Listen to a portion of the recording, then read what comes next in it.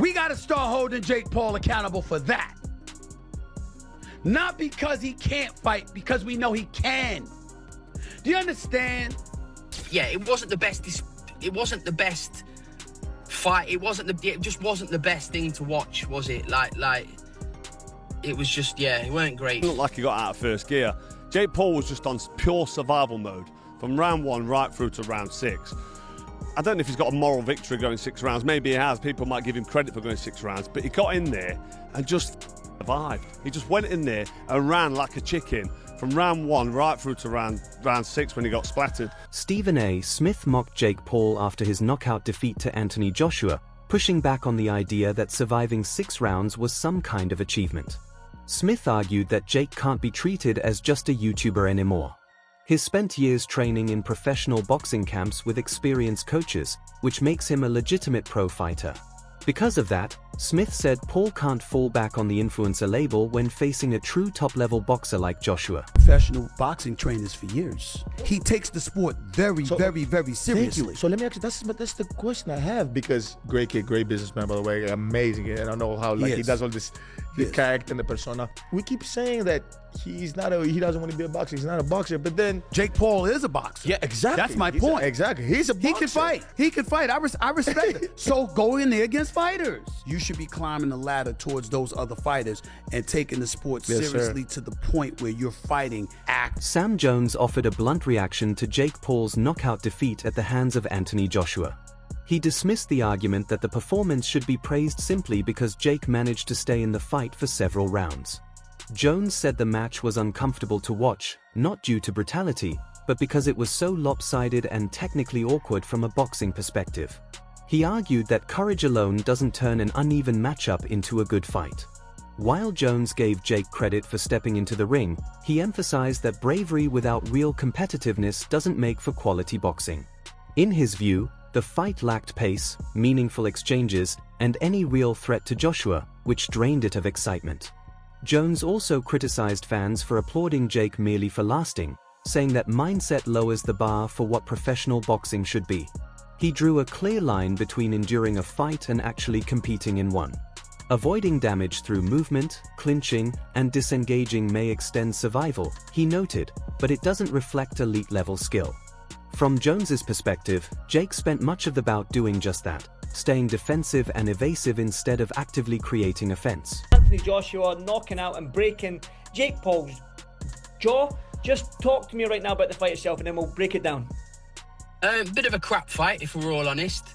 It was like watching Jaws 2 when all the kids went out on their boats and they were in the middle of the sea and the shark was just surrounding the boat, just like that's what it was like. It was just like a shark circling its prey and just like it was like nibbling and eventually got him. But Jake Paul showed big plums in there, no matter what anybody says about him, because I've seen people say, yeah, he went in there to survive. Yeah, okay, he went in there to survive.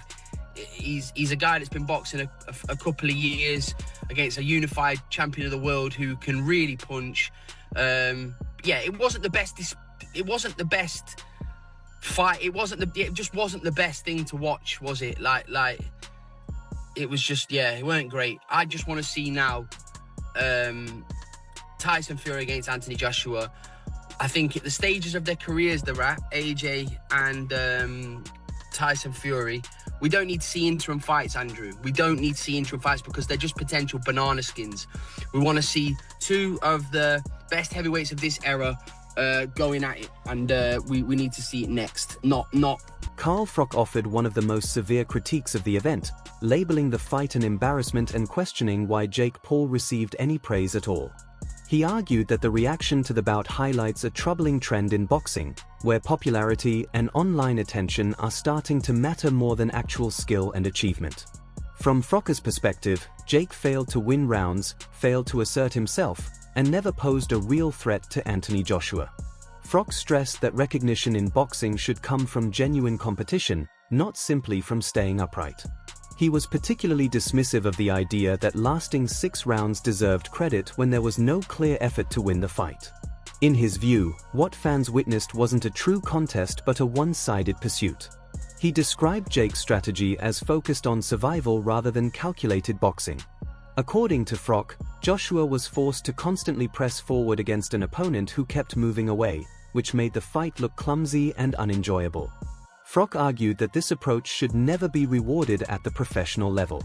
To him, real boxing means holding your position when needed, exchanging punches, and taking risks to secure victory, not simply avoiding damage until the bout is stopped. On his feet, countered out, knocked out, whatever, however you want to call it. It wasn't a bad knockout. It wasn't an El Sparko. He wasn't rendered unconscious, but he got done. He got it on the chin. He went over. He didn't beat the count. He was sort of up on his feet. But if I'm honest, the whole fight was terrible, wasn't it? It was just so bad. It was just shit, wasn't it? A proper bad fight for AJ. And let me start with AJ. AJ was following him around the ring a little bit, sort of pouring with a jab, putting the jab on the shoulder of Jake Paul, sort of putting him in the corner and not really pulling the trigger on the right hand. He didn't seem to be motivated to go in there and just smash Jake Paul into oblivion in the first 1 or 2 rounds, which I think he could have done. But he's been out of the ring 15 months, a bit slow on his feet, a bit ring rust maybe. And it was it's hard. When I used to spar novice amateurs, even when I was a world champion pro, if you're not motivated, sometimes you can have a couple of bad rounds and you're sort of looking at your opponent and a jab hits you or right hand hits you. And I think AJ was in a bit of a daze early on, just walking him around, touching the jab on his shoulder, not really pulling the trigger on the right hand. Didn't look like he got out of first gear. Jake Paul was just on pure survival mode from round 1 right through to round 6.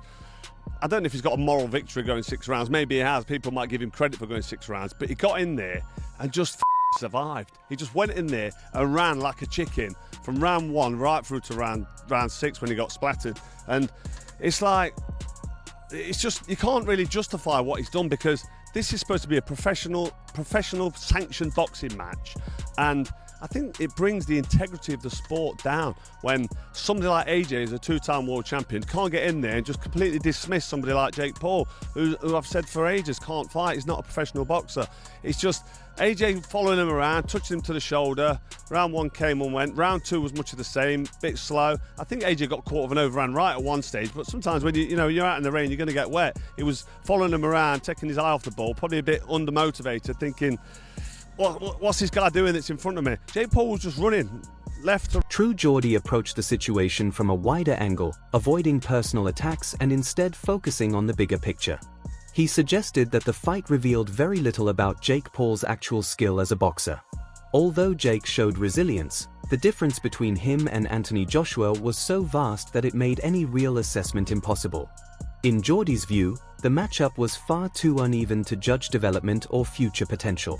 He argued that because Jake was outmatched both physically and technically, fans are still unclear about where he truly fits within the professional boxing landscape. Geordie also took issue with how the fight unfolded, pointing out that boxing isn't meant to be a prolonged chase where one fighter constantly avoids contact while the other follows. While Joshua looked calm and disciplined, Jake's unwillingness or inability to engage removed much of the drama and urgency from the contest. Geordie added that even if the fight had gone the full distance, it wouldn't change the fact that it was never competitive.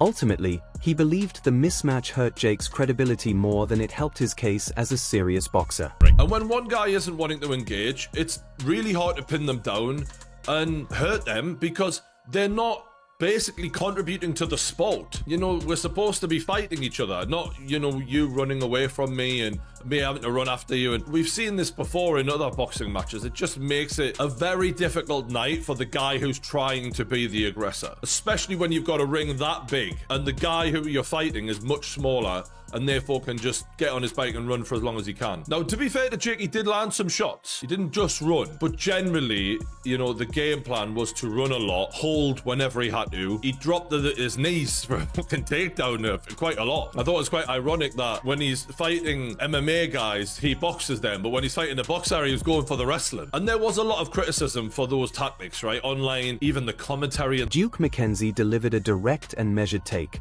emphasizing that his comments came from experience rather than animosity. He argued that Anthony Joshua stopping Jake Paul was all the evidence anyone needed. In McKenzie's view, there was no reason to debate whether Joshua should have ended the fight sooner or looked more dominant. The outcome spoke for itself. He said the result underlined a fundamental reality of boxing: elite fighters reach that level for a reason. When entertainers or influencers step into the professional ranks, they need to recognize the gap that exists. Mackenzie stressed that both worlds should respect their boundaries if the sport is to maintain its credibility. He also explained that boxing knowledge and instinct can't be fast-tracked or purchased. Those qualities are built through years of amateur training, professional bouts, and high-level competition. While he acknowledged that Jake Paul has put time and money into preparation, Mackenzie maintained that this can't replace decades of real fight experience. Against someone like Joshua, he said, those differences become impossible to conceal. For Mackenzie, the bout was a clear reminder that boxing is a skilled craft, not a shortcut to legitimacy.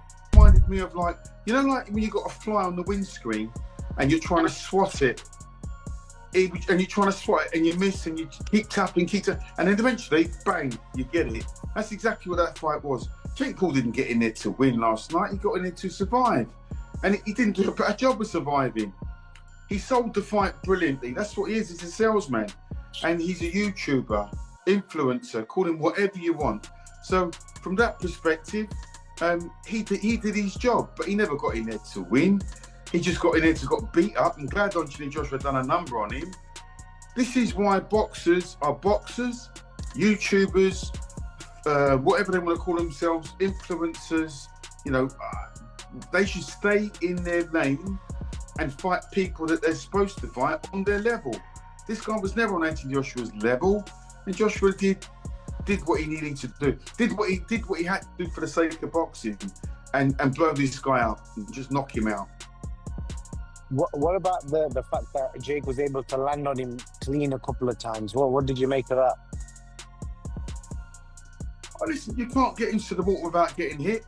Fortunately for Joshua, that guy can't break an egg. So he was never in any danger. He's always going to get hit back. I mean, it was 6 rounds. Anthony Joshua was always going to take at least 1 or 2 shots over that 6-round period, but it was nothing to hurt him. It was nothing to bother him. And like I say, this is all about getting AJ's confidence back. Okay. If Jake Paul fights, if he fights KSI or KFC or whatever his name is, then those two are evenly matched, aren't they? They're evenly matched, and then they could fight, and then. Lennox Lewis responded in a more composed and even-handed way than many of the harsher critics. He acknowledged that Jake Paul lasting into the later rounds warranted a degree of credit. At the same time, Lewis pushed back against criticism aimed at Anthony Joshua for not ending the fight sooner. From Lewis's perspective, Joshua stayed calm, dictated the tempo, and avoided taking unnecessary chances. He viewed this as a professional, disciplined showing rather than a missed opportunity to dominate. Lewis stressed that Joshua accomplished his goal by securing a clear victory while protecting himself. He also pointed out that knockouts don't have to come immediately to be effective. In his view, patience and control are marks of a seasoned heavyweight, not signs of hesitation. Joshua chose to wear Jake down over time, an approach Lewis said reflected intelligence and maturity in the ring. While the bout may not have delivered non-stop excitement, Lewis maintained that it was still a valid contest, with both fighters competing within the rules until the end. For him, any backlash directed at Joshua misunderstands what a smart, professional performance looks like. The fact that he did that, it was good because, we didn't think it was going to go 6 rounds. We thought it was going to go 2. So the fact that he made 6 rounds is an accomplishment for Jake Paul. Was there anything that stuck out with you from the fight? Yeah, really, who was in better shape? I thought that Joshua was in great shape compared to, Jake Paul because he was running around the ring. You guys gotta walk, and that takes out a lot of energy, especially when you're not used to it. You gotta keep going, guys. Excuse me. Him going 6 rounds in terms of someone like the stature of AJ should have maybe gotten him out of there early? Well, that's what we wanted to happen, but we have to look at what was going on in AJ's life. He was out for 15 months, so this is like a little warm up for him, and he needed it. Do you look good to you, AJ? In your opinion? For being out 15 months? Yeah. In the aftermath of the bout, discussion quickly turned to what comes next for Jake Paul. Many analysts believe the heavyweight division simply isn't a good fit for him. The size and strength gap was clear, and the danger level was significantly higher. A move to cruiserweight, something Jake himself has mentioned, could present a more sensible stage to measure his abilities. Competing against fighters closer to his natural frame would create more balanced matchups and make it easier to judge his development. For those who want to see Jake earn genuine credibility in boxing, opponent selection is viewed as a key factor. Facing the right level of competition in the appropriate weight class would offer clearer answers about where he truly stands. Well-matched cruiserweight bouts, critics argue, could reveal whether Jake is progressing into a legitimate professional or relying mainly on durability and promotion to get by.